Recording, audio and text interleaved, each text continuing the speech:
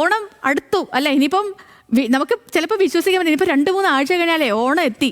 അപ്പോൾ ഈ ഓണക്കാലത്ത് നമ്മുടെ കേരളത്തിൻ്റെ നിരത്തുകൾ KSRTCയുടെ ഗജവീരന്മാരുടെ ആറാട്ടാണ്. തലയെടുപ്പിൽ കേമനായ 13.5 മീറ്റർ നീളമുള്ള AC സ്ലീപ്പർ കം സീറ്റർ മുതൽ കുട്ടിക്കൊമ്പന്മാരായ ലിങ്ക് ബസ്സുകൾ വരെ നമ്മുടെ നിരത്തിൽ അണിനിരക്കും.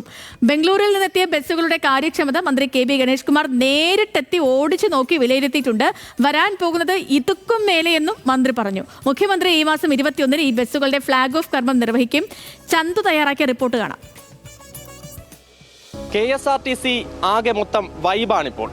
ആനവണ്ടി ഐരാവതമായി മാറി എന്ന് വേണമെങ്കിൽ പറയാം. സ്വകാര്യ ആഡംബര ബസ്സുകളെ വെല്ലുന്ന പുതിയ KSRTC ബസ്സുകളാണ് തിരുവനന്തപുരത്ത് എത്തിയിരിക്കുന്നത്.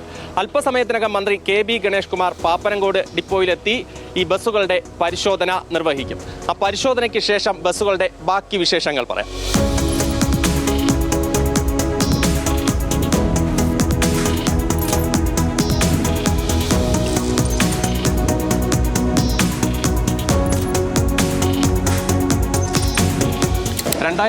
ന് ശേഷം KSRTCക്ക് വീണ്ടും പുതിയ ബസ്സുകൾ നിരത്തിലേക്ക് ഇറങ്ങുകയാണ്. അത്യാധുനിക സൗകര്യങ്ങളോട് കൂടിയാണ് KSRTC പുതിയ ബസ്സുകൾ നിരത്തിലേക്ക് ഇറങ്ങുന്നത്. ഇപ്പോൾ ഗതാഗത മന്ത്രി KB ഗണേഷ് കുമാർ തന്നെ ഈ പുതിയ ബസ്സുകൾ ആദ്യഘട്ട പരിശോധനയ്ക്കായി പാപ്പനംകോട് സെൻട്രൽ വർക്ക്സ് ഡിപ്പോയിൽ എത്തിയിട്ടുണ്ട്. അദ്ദേഹത്തോട് തന്നെ ചോദിക്കാം എന്തൊക്കെയാണ് ഈ ബസ്സിൽ ഒളിപ്പിച്ചു വെച്ചിരിക്കുന്നതെന്ന്.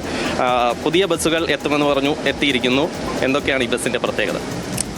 ഇന്ത്യയിൽ പഴയ KSRTC അല്ല ഇപ്പോഴത്തെ KSRTC. ഇന്ത്യയിൽ ലഭിക്കുന്ന ഏറ്റവും ആധുനികമായ ബസ്സാണ് വാങ്ങിച്ചിരിക്കുന്നത്. എല്ലാ ബസ്സുകളും ഇന്ത്യയിൽ നിന്ന് നമുക്ക് ലഭ്യമാകുന്ന ഏറ്റവും ലേറ്റസ്റ്റ് സംവിധാനത്തോടുകൂടിയാണ് വരുന്നത്. ഇതിൽ വൈഫൈ ഉണ്ട്, ഇതിൽ എല്ലാ ബെഡിലും എല്ലാ സീറ്റിലും ചാർജറുണ്ട്. ഇങ്ങനെ ചാർജർ ഇവിടെ ഉണ്ട്. പുഷ് ബാക്ക് സീറ്റാണ്, വളരെ ചാരിയിട്ട് കിടക്കാൻ സുഖമായിട്ട് എത്ര ദീർഘദൂര യാത്രയിലും വർക്ക് ചെയ്യും. AC എല്ലാത്തിനും പ്രത്യേകം ബ്ലോവർ, വായിക്കാനും റീഡിംഗ് ലൈം എല്ലാ സൗകര്യങ്ങളും. ഒരു പ്ലെയിനിനകത്ത് എന്തൊക്കെയുണ്ടോ അതെല്ലാം ഒരു ചെറിയ പ്ലെയിനാണ്. ഒരു എയർക്രാഫ്റ്റിനകത്തുള്ള സൗകര്യങ്ങൾ അതിനേക്കാൾ ഉപരിയായി. കാരണം അതിൻ്റെ സീറ്റൊക്കെ എയർക്രാഫ്റ്റിലെ സീറ്റിനേക്കാളും നല്ല സീറ്റാണ്. അത്രയും സൗകര്യങ്ങൾ ഒരുക്കിയിട്ടുണ്ട്. കേരളത്തിലെ KSRTCയിലെ യാത്ര എന്ന് പറയുന്നത് അഭിമാനകരവും സന്തോഷകരവും സുഖപ്രദവുമാക്കുക എന്നുള്ളതാണ്. പിന്നെ ഡ്രൈവർമാർ സേഫായിട്ട് ഓടിച്ചാൽ മതി, എവിടെയും കൊണ്ട് ഉരയ്ക്കാതിരുന്നാൽ മതി. അത്രയും ഒരു അഭ്യർത്ഥനയുള്ളൂ. ഇതുകൊണ്ട് ഇടിക്കുകയും മുട്ടിക്കുകയും ചെയ്യാതിരുന്നാൽ നമുക്ക് സമാനമായിട്ട് ജീവിക്കാം. അല്ലെങ്കിൽ ഏറ്റവും നല്ല സർവീസായിരിക്കും. അത് അവരുടെ കയ്യിലാണ്, KSRTC ജീവനക്കാരുടെ കയ്യിലാണ്. വളരെ നിസ്സാരമായി ഇതിനെ കണ്ടാൽ നമുക്കൊന്നും ചെയ്യാനൊക്കില്ല. 2 ആഴ്ച കൊണ്ട് തൊളിച്ച് കൈ തരും. നിസ്സാരമായിട്ട് കാണില്ല എന്ന് ഞാൻ പ്രതീക്ഷിക്കുന്നു.